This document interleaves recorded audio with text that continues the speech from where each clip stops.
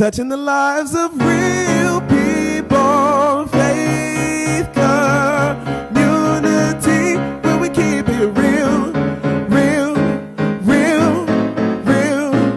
Faith community, a real church, touching the lives of real people. Faith community, where we keep it real. So come on. We're going to be focusing on what it means to be positioned in your purpose. How can you be positioned in your purpose? Look to your neighbors, ask them, are you in the right position? Are you in the right position? Now, before we go on, the Euroclydon was the northeast wind. It was a cyclonic wind that it was, if you've ever seen the movie The Perfect Storm, it was similar to that. 100-foot waves tossing boats as if they were just toys in a bathtub. And this is what we find Paul in a ship so big that it carried 267 men being tossed back and forth, back and forth. The Euroclydon, a storm. So as we talk about this storm called Euroclydon, we're going to focus on 3 points. We're going to focus on the suddenness of the storm, the severity of the storm, and the steadfastness through the storm. The suddenness, the severity, and the steadfastness. The suddenness of the storm, it came out of nowhere. It actually said that before the storm came, there was a light breeze on their backs, and it gave them so much courage that they actually pulled up their anchor. They thought that they can do it. They thought that they reached their desire. They thought that they were on their way to their purpose. Deliver this prisoner to Rome. Then all of a sudden, a storm hits. But isn't this how life is? Life seems to be going great, and then the phone rings.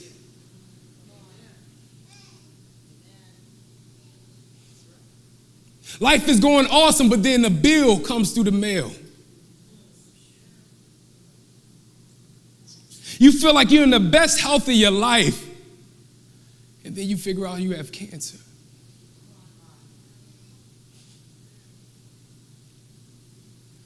You have the best children in the world, but you find out one just got shot.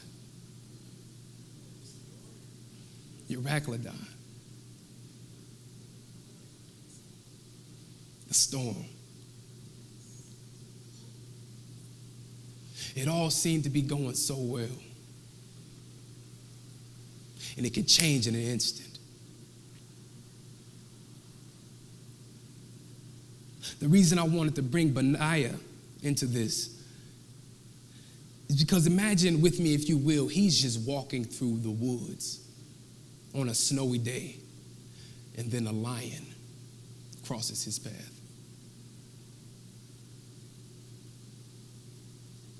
What will you do if 20 feet in front of you there was a lion?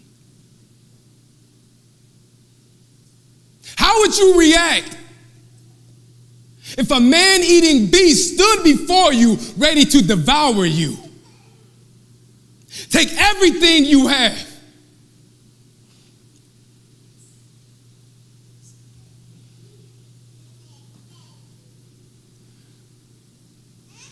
But beyond that lion, Benaiah knew was his purpose. Beyond the storm, Paul knew was his purpose. And the purpose isn't obtained by soft winds blowing on your back. It's obtained by riding through the Euroclydon. It's obtained by chasing the lion.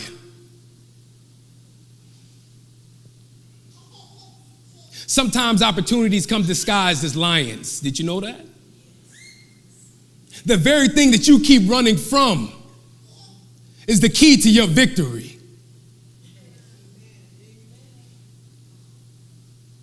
The very thing that you hide from, that you procrastinate from doing, It's the ticket to your purpose.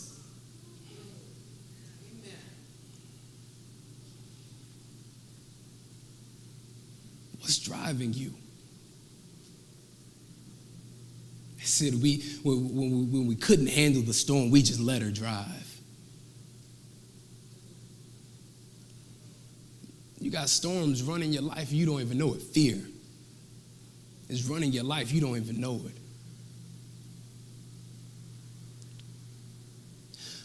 When I was doing some research on storms, by research I meant Google. I typed in how to properly prepare for a hurricane. How to properly prepare for a hurricane, because I've never been in one. You know, I'm from Michigan. I've been to Florida, but I've never been in a hurricane. I don't plan on going into one, you know. So I wanted to know, how do you properly prepare? And I thought that they were going to give me this long list of things that you should do. You don't know what the number one thing they said before they said like flashlights and all this other stuff. It said prepare for the season. That simple. Prepare for the season. We keep looking at this storm and we look at the lion as if they are a threat, but really, it's your purpose standing right in front of you. You're in the midst of preparation for your purpose. Are you prepared? Could it be that the reason that you have not obtained your purpose is because you are not properly prepared? Hey, I'm talking about hurricanes. I'm talking about hurricanes to Michiganders. When it's wintertime, before the snow drops, you see chains on the tire. You pull the shovel out the shed. You buy bags of salt, bags of sand to put in the back of your truck. Why? Because you're getting prepared for the season. Because of the location, because of the position that you're in, you get prepared for the season that you will step into. Are you prepared? Or are you just waiting? Waiting for somebody to call you and say, hey, I got a job for you.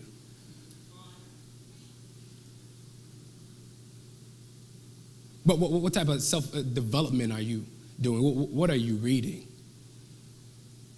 You want to be a writer? Why aren't you reading other blogs? Why are you waiting to write? Why aren't you writing what God is giving you now, so that when you step into your purpose, all you have to do is hit copy and paste?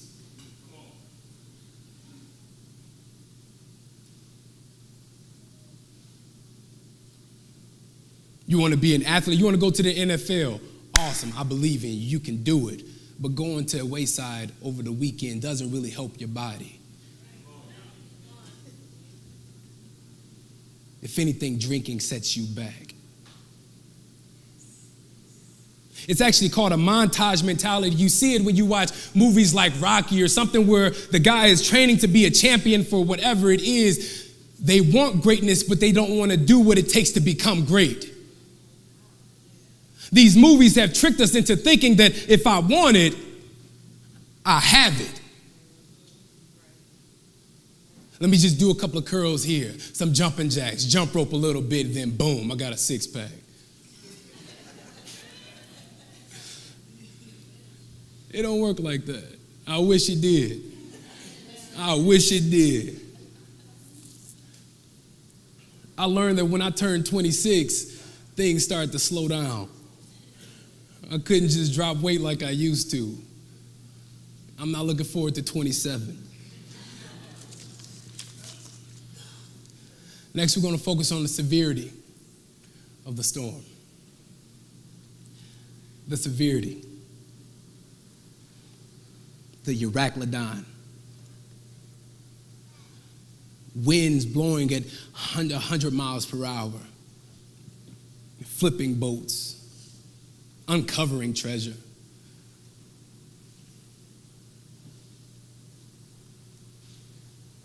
It got so bad that everything they had on board, they tossed it overboard. Everything they had, they tossed it overboard. It said they tossed their tackle, how they caught food. It says they tossed their food.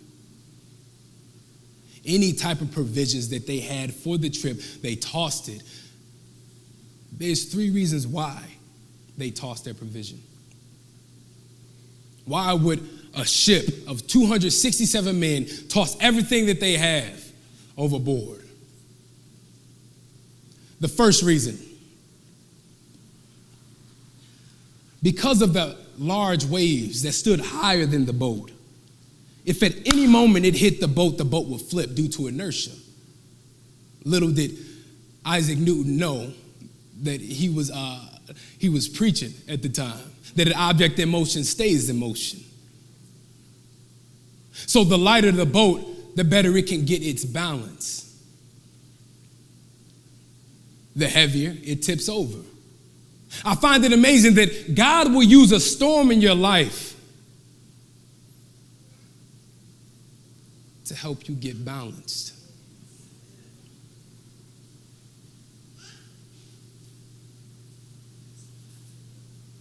Because you all know that we all need balance.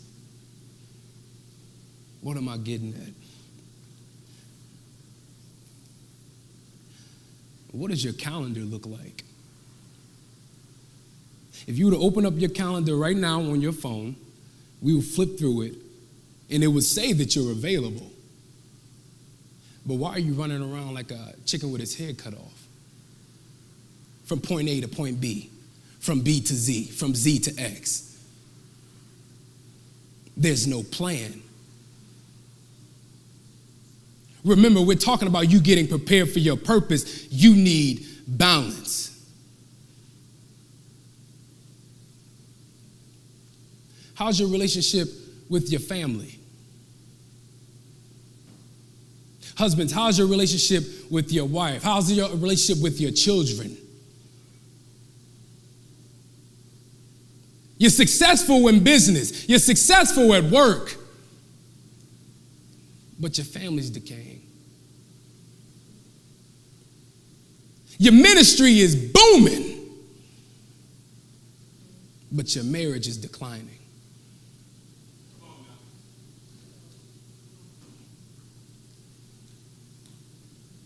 I love you, girl.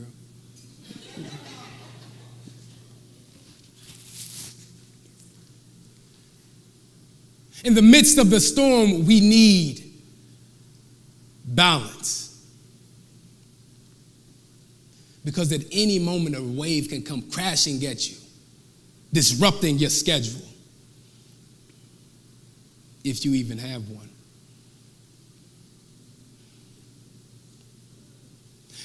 Insufficient balance seeks the individual. Without balance, you sink. Look to your neighbor and say balance. Some of y'all need to say it louder. Look to your neighbor and say balance. Because I know some of y'all ain't got a calendar put together. All right. All right, the next one is the heavier the cargo.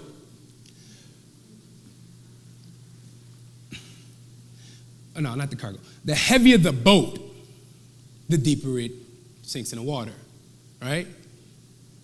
Like it's kind of like if you put 5 people inside of a car, it's going to start making sparks, right? So the heavier the boat, the deeper it went into water. Now, this was a threat because if it's deeper in water, the closer they are to hitting the reef. The closer they are to hitting the ground. You hit the reef, you hit the ground, you get a hole in the boat, you sink. So they began to toss everything they had off the boat so that the boat would be lighter, so that they wouldn't hit the bottom.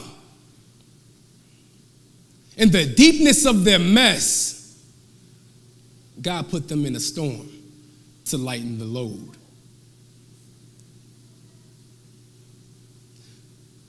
Just yesterday, my wife and I, we were moving out of our old house into a new house, and it's amazing how moving makes you throw away stuff. It makes you realize what you don't need. That gold lamp is by the trash. Them old shoes that I keep hanging on to them saying, I'm a hooping these one day. They're in the trash. Why do we hang on to stuff so long? We hang on to something that happened 10 years ago, thinking that we can make it happen again. Some of you may not know this about me, but I was actually just a small business owner at the age of 22. And it was awesome. It was great. I loved it. I like being my own boss. It's just in my personality.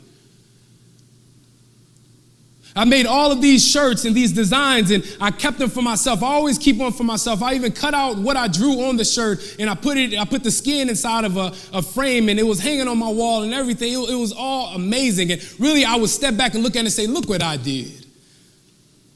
Look what I did. God sent the wave and took that mess away. But I kept hanging on to the tank tops and the t-shirts and the drawings. And it was one day I was putting all my junk into bags for Goodwill because I was encouraging my wife to throw away some of the stuff that she hoards a little bit.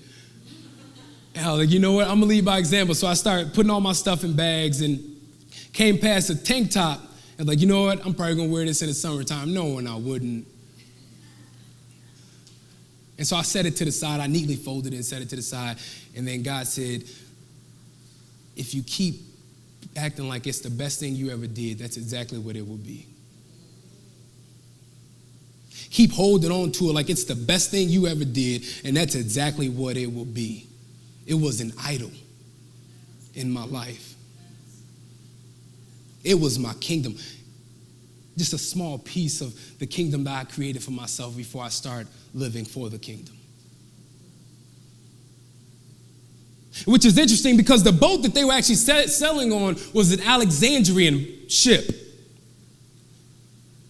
And on the front of it was like a statue of two Greek gods, Castor and Pollux, on their way to Rome. And for you to have this on the front of your boat, that means that's most likely that's something that you're worshiping. You're worshiping Greek gods. You're worshiping Poseidon. You're worshiping Zeus. This is what they were worshiping. And if they worshiped it, that means that they had idols made of gold, of heavy wood, silver, bronze, all of these idols that they prayed to. But when the storm came, it was the first to go. God will use the storm to shake things up and get the idols out of your life.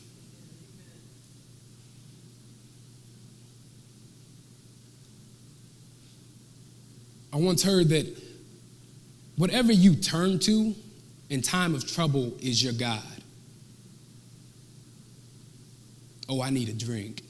Why? I'm stressed out. That's your God. I need to go shopping. Why? I'm stressed out. That's your God. It's not until the storm makes you broke that you can't afford to drink or the shopping.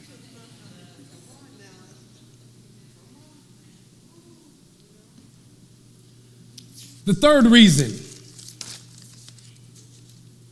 is that by lightening the load of the ship made it sit higher on the water.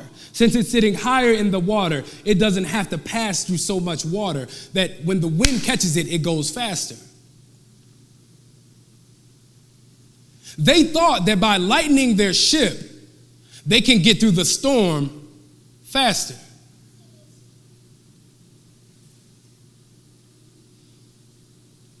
That was their first mistake. They should have never lifted the anchor in the first place. The whole time we're supposed to be still. Let's let it pass us. Let's not try to pass it. Because the shortcut is just a quick way of coming up short. Do you honestly think that you can fast forward through the preparation of your purpose and then once you get there, you know what you're doing? If God gave you what he had intended for you right now, it will crush you. You're asking for the $1 million, but you can't even put a budget together. You want to be your own boss, but you can't even show up to work on time.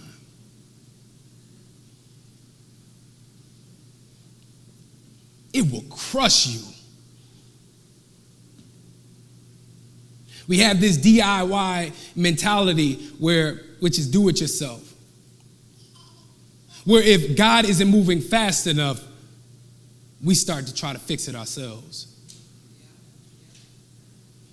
If God isn't changing someone's heart fast enough, we go in and we start a fight. We hold up a big piece of paper that says, this is what you're doing wrong. Fix it. And even though you may be right, your words can't change a person's heart.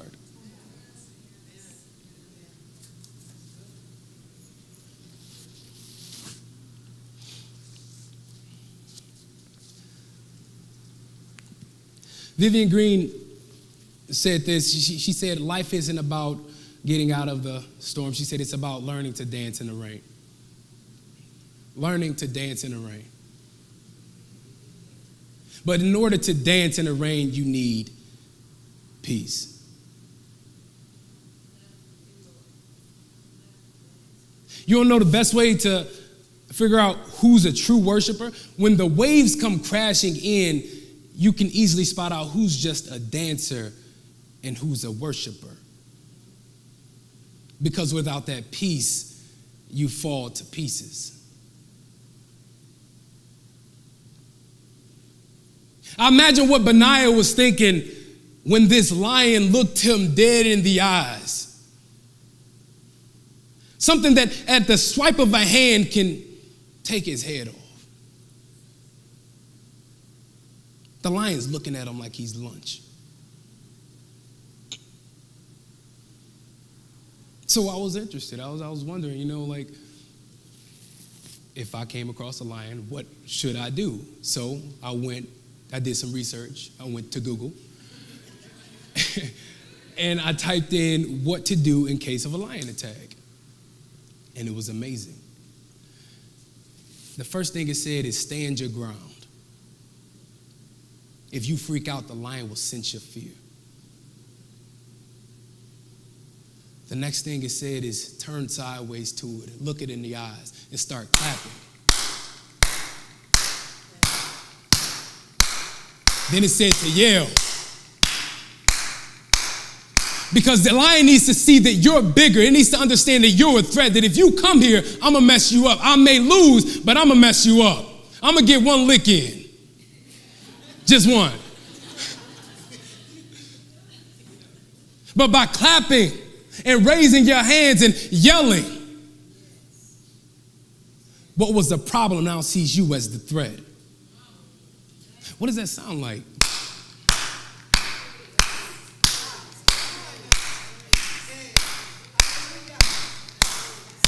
Worship. In the midst of your storm, that should be the time that you should worship.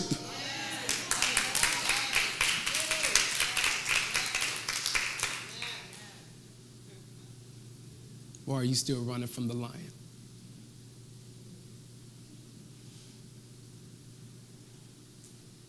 The problem is that we wait until the lion comes to actually worship. Remember, it's about being prepared for your purpose. How can you be properly prepared to worship when you've never worshiped? When life is good, I worship. When life is bad, I worship. Through the highs and the lows, the valleys and the mountains, I worship. God, I need you to know that you're more than just a genie to pull me out of my mess. God, I need you to know that I love you regardless if I have the money or if I don't. If I have friends or if I don't. If my family believes in me or if they don't. God, I need you to know that I just need you. Above all things, I need you. Worship in the midst of your storm. You ever wonder, why was Jesus able to walk on water? It's always baffled me. I think everybody has done this at least once in their life, like they go out to the beach or to the pool and just fall in and realize you ain't Jesus, And why was Jesus able to worship? I can tell you why. He had balance. He lacked idols. And he knew the benefits of the storm. He didn't try to rush through it. The same thing that keeps the boat from sinking and made Jesus walk on water, the same principle applies. He had balance. Jesus woke up, he prayed. He worked on relationships. He developed himself in leadership. He fasted, he prayed. Every aspect of his life was balanced. You know, because when you're not balanced, all it takes for the devil to do is put a little bit extra on you to tip the scale. He walked through the wilderness for 40 days and 40 nights without food. He had the word of God. And after that, Satan came to him to tempt him. You don't know why he didn't give in to temptation? Because he had balance. Jesus lacked idols. One of the temptations that Satan gave Jesus after his walk in the wilderness was an idol. I'll give you everything you see if you bow to me. And he knew the benefits of the storm.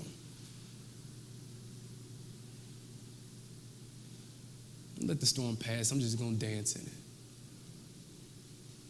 As long as I got God, I'm going to pray. I'm just going to pray through it. He knew that the storm will make him stronger. That the waves it may look like a threat, but it was just simply resistance. Resistance make you stronger. And go over to Planet Fitness. Why am I pushing weights? Resistance. Why did Peter sink? Peter lacked balance. He was so for Jesus when everything was good, but as soon as they start saying crucify him, he was sitting by the flame saying, I don't know that dude. I don't know him. Peter had idols in his life. The idol of fear, the same thing that caused him to deny Christ. And Peter was always trying to get ahead of himself. Always. The best example of that is when Jesus took his three up the mountain and they saw Jesus in his true form. And alongside him was Elijah and Moses. And Peter, being Peter, said, oh, it's good that we're here. We can build a house for you and those two. And I just imagine Jesus just looking at him like, bro, if you don't shut up, you embarrass me in front of my friends. And Moses giving him that look that the uncle would always tell you, that you just, the uncle would always give you that scolding look. Moses looking at him who is this dude? And then he just closed the cloud. Peter just didn't know how to shut up. He was always trying to get ahead of himself. He was trying to get to his purpose before he was prepared. You don't know what Peter's purpose was? Peter was a patriarch in the church. It was Peter who preached the message on the day of Pentecost that 3,000 gave their hearts to Christ. If Peter stepped into that position too soon, he would have just created a mess. Steadfastness in the midst of the storm. So here's Paul. And he's on his way to Rome. Now, keep in mind that this is his purpose. His purpose is to actually stand in front of Caesar and just proclaim the gospel. This is how Christianity was spread throughout the world. It started with these men. So he's been falsely accused, but he saw his false accusation as an opportunity to keep progressing up the ladder. I'm tired of talking to you fools. You won't get it. Let me talk to the main guy. The main guy's in Rome. So that's why he's on the way to his purpose on this ship, and then this storm hits. This storm is flipping stuff around. Everything's getting tossed off the boat. There seems to be no hope. The people are yelling. All his provision is in the deep. He's surrounded by people who won't listen to him, and they're all unbelievers. That sounds like some of y'all workplace. there seems to be no hope. And I imagine that Peter at least put in a request for the storm to just chill. For the sake of them, God, they don't get it. Just stop. But have you ever been in a season where it seems like your prayers were falling on false ears? It seemed like God was unaware of your situation. This is where Peter's at, not Peter, Paul. This is where Paul is at.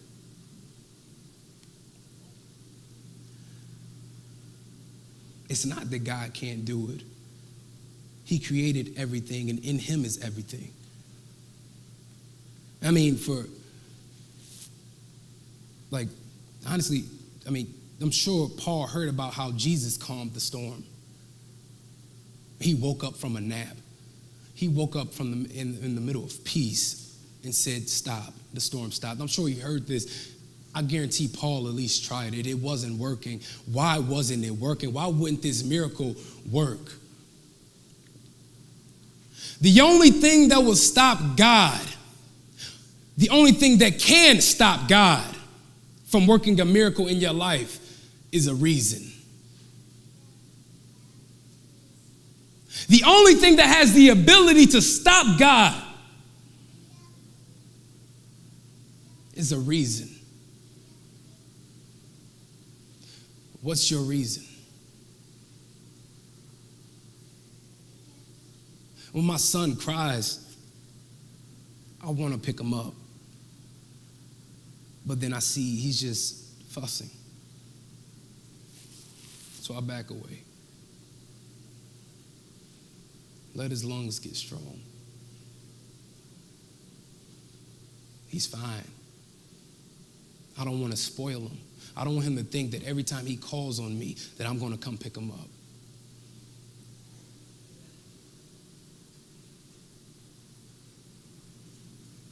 The reason. What is the reason? I'm reminded of Romans 8:28, and it says, and we know that in all things God works for the good of those who love him, who have been called according to his purpose.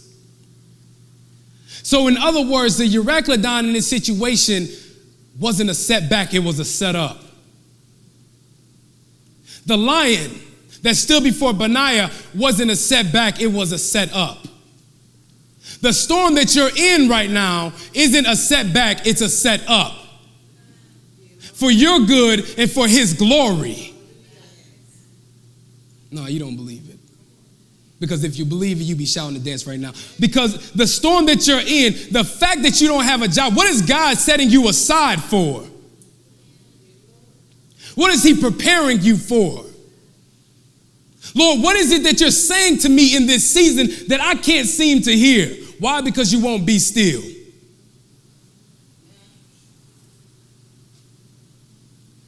To better understand exactly what glory is, the best example is the way the sun's light reflects from the moon. The moon reflects the sun's glory. On the other side of the earth, the sun's light is still casting shadows on the ground. The moon acts as a mirror, reflecting the power of something that is more powerful than it. It's just a simple reflection, honestly. What are you reflecting? What in this life are you reflecting? Because if it ain't God, it ain't good. And honestly, the only way that the moon can reflect the light of the sun is if it's in the right position.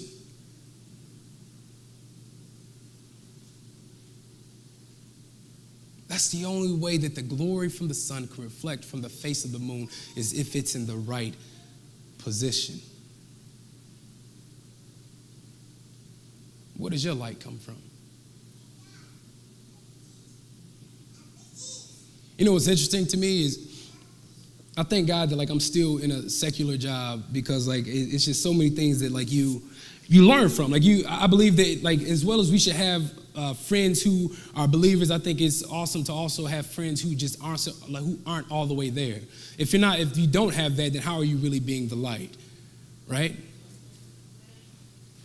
So what's interesting to me is, like, I'll run into a few people who they say, hey, I'm a Christian too. But then the actions say, hey, let's go out and party. Like, I'm getting invited by them to go out and get, like, smashed. Like, just go out and just get drunk. Like, did you miss something? Like, what? You should come to church with me, bro. Like, you want me to go and get lit with you. Like, it just doesn't make sense. They carry the title, but they're not in the right position.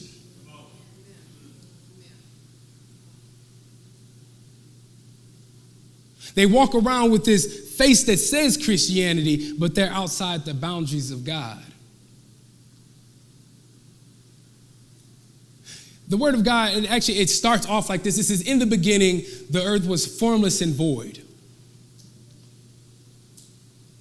And God said, let there be light, and there was light, and it was good. Could it be that the reason it was formless is not because it didn't have form, it's just because it didn't have light to show its true form?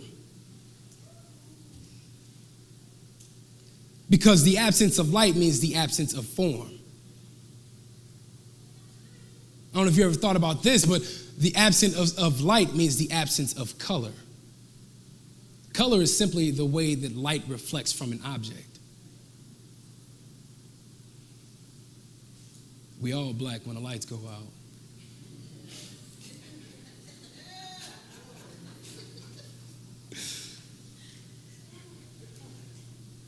And Jesus knew this principle very well. It says that he reclined with sinners. He didn't just hang out with his 12. He would actually slip away from them and go hang out with murderers and thieves and tax collectors and lawyers who were just considered very bad men at the time. He hung out with them because he knew this principle. The closer I can get to them, the closer my light can show them who they really are.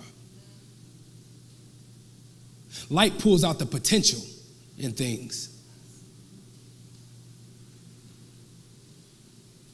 So if I were to read the book of someone's life, it should start something like this. In the beginning, Nick was formless and void. But the Spirit of the Lord hovered over the deep. And God said, let there be light. And there was silver. And it was good.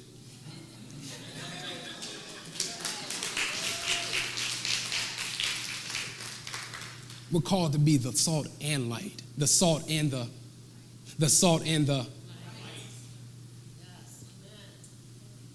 What are you reflecting around those who don't really believe? Because if you're not reflecting God, you're reflecting something that has nothing to do with it. Anything that's not God is of the enemy.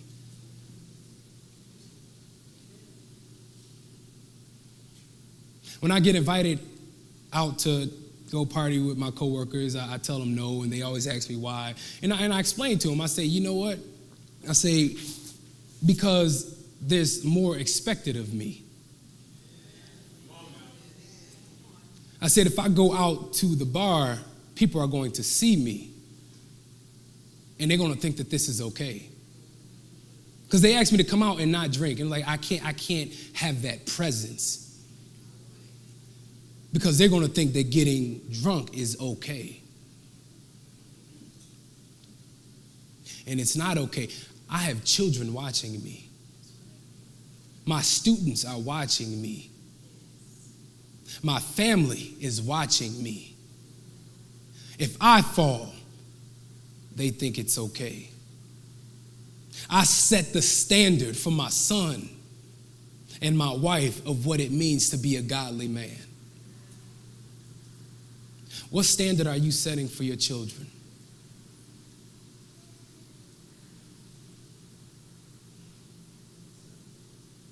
You really want to impact someone's life, how are you living? For those who, I'm talking to those who sitting behind the camera too. How are you living?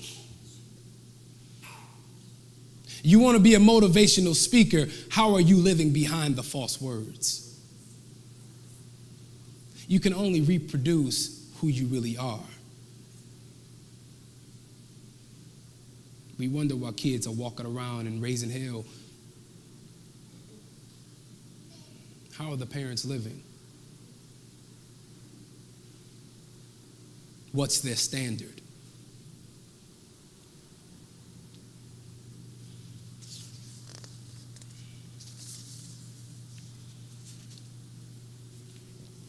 So in Paul's case, the storm wasn't for Paul. Remember, let me remind you that he was surrounded by unbelievers. The storm wasn't for Paul at all. But the only thing that stops God from working a miracle is a reason, but what's that reason?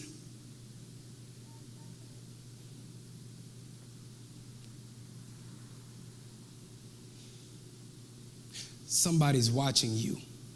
Somebody's watching you through your battle. They're watching your behavior through the storm. Someone is left feeling amazed and perplexed by how you're able to overcome so much weight in your life.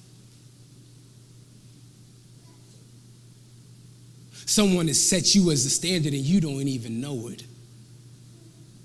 Could it be that the storm in your life is not just for you? The reason that God has not answered your prayer, the reason God has not answered the miracle or given you a miracle, could it be that for someone else you are the miracle? They watched Paul. He stood up in the midst of them and said, if y'all don't shut up, I told you this was going to happen. Now let's break this bread, eat and sing some songs. He's probably looking at Paul like he was on something. But they did it. You don't know why they did it. He was a prisoner. Keep this in mind. Paul is in shackles calling the shots. In bondage, he's calling the shots. In the midst of the storm, he's calling the shots because he's the only one on the ship who has peace.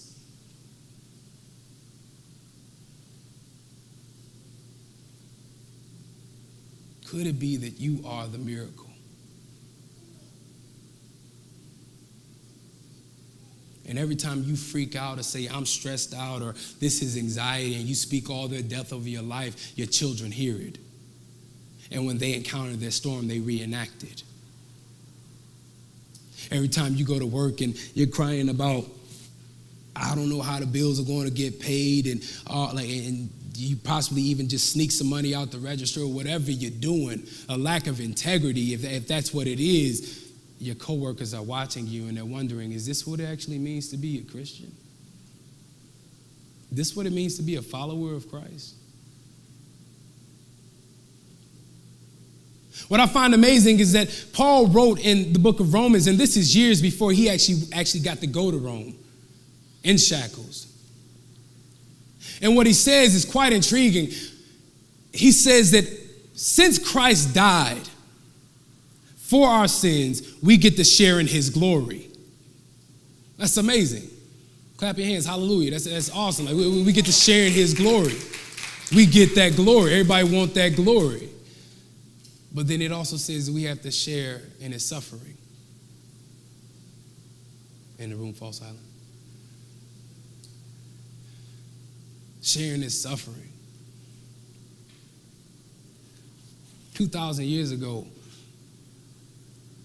Christ was praying in the garden. And Christ was fully man and fully God. And what I love about it is when you read, you actually get to see little glimpses of the man part of Christ.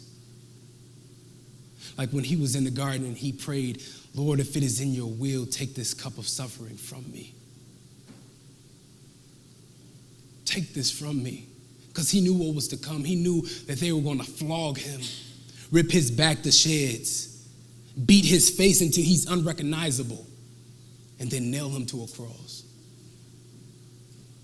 The same people who loved him spit on him. He said, Lord, if it is in your will, take this cup of suffering from me.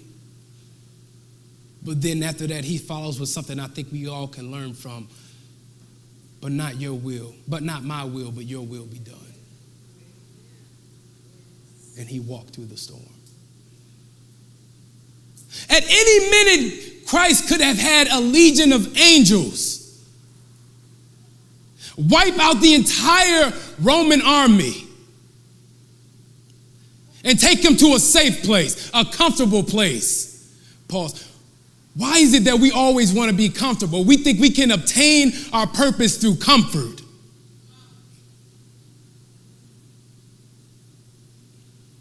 But instead, he just went through with it. At any minute, God could have said, you know what, I'm going to work this miracle. It's going to work out for your favor, and this is going to be good. Why? Because he's God. He can do anything, but he chose not to. Because the only thing that can stop God from working a miracle is a reason.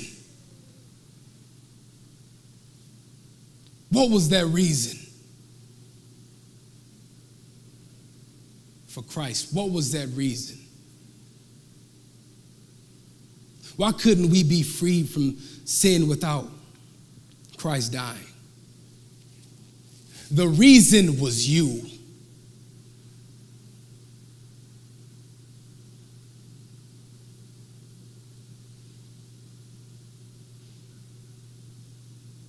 Christ is our miracle. He stood strong in the midst of the storm. He died with peace. The best thing about it is that he loved the people who did it to him while they were doing it to him.